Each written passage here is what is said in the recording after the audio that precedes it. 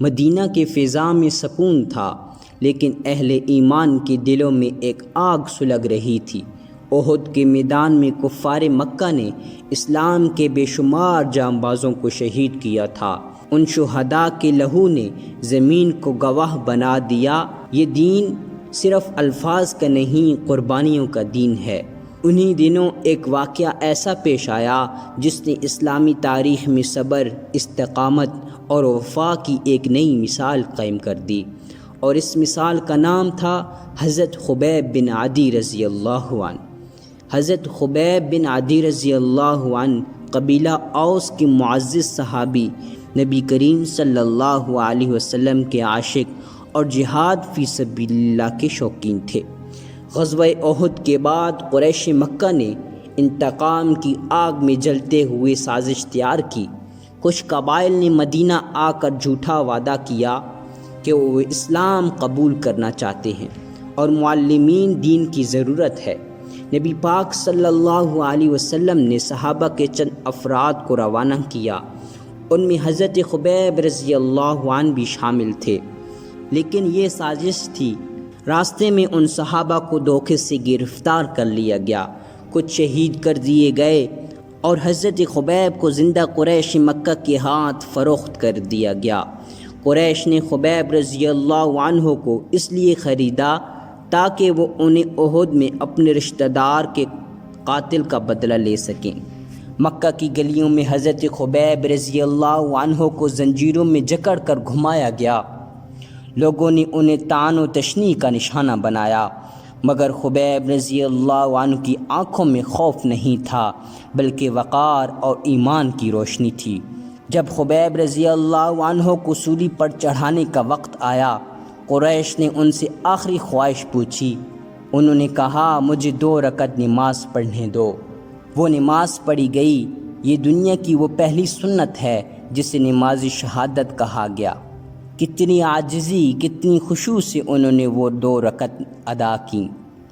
نماز کے بعد قریش نے ان سے پوچھا، خبیب، کیا تم چاہتے ہو کہ تمہیں چھوڑ دیا جائے اور تمہاری جگہ محمد صلی اللہ علیہ وسلم کو ہماری طرف سونپ دیا جائے؟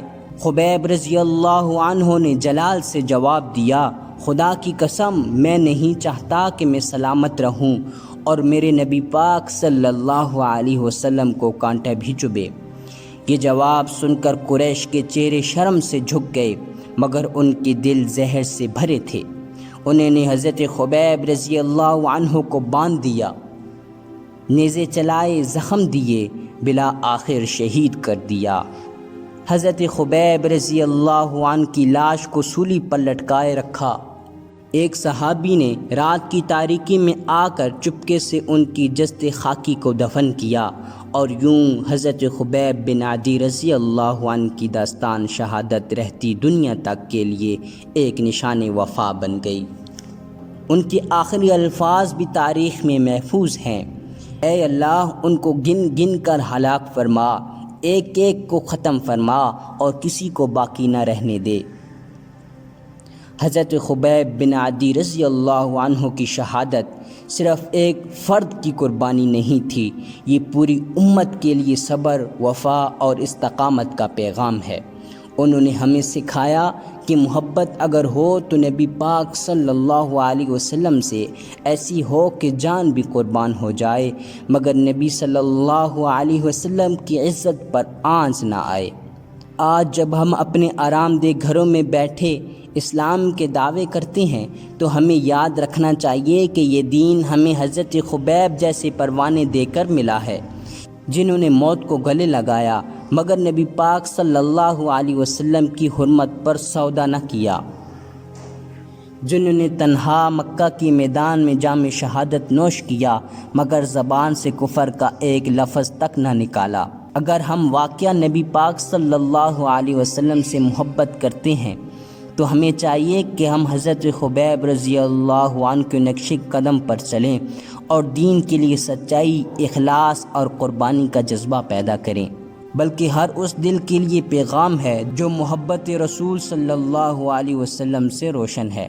اللہ ہمیں بھی ایمان پر استقامت عطا فرمائے اور ان شہداء کے نقش قدم پر چلنے کی توفیق دے، آمین یا رب العالمین۔